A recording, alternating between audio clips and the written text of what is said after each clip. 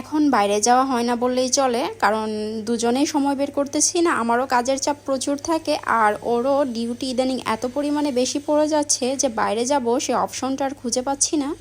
তবে তারপরেও আজকে ডিউটি করে এসে সন্ধ্যার দিকে যেহেতু ফ্রি ছিল, তাই আমাকে নিয়ে বাইরে চলে গেল। আর আজকে কিন্তু আমরা এভাবে কোনো প্ল্যান করে যাইনি যে কোথায় যাব, কিন্তু তারপরেও একটু চিন্তা করেছিলাম রাস্তায় যে আজকে এই যে সামনে যে কালেক্টর ভবনটি দেখতে পাচ্ছেন এটারই ভেতরে যাব। আর এই যে আফসোস, দেখেন গেটটা কিন্তু বন্ধ। সেই ঝামেলার সময় থেকে বন্ধ করেছিল গেটটা, এখনও পর্যন্ত কিন্তু খুলেনি। তবে আমরাও হাল ছাড়ার পাত্রী নয়, ভাবলাম যে আজকে শেষটা দেখেই ছাড়বো, যার কারণে এদিক দিয়ে বের হয়ে গেলাম। আর এটাকে কিন্তু প্যারিস রুট বলে।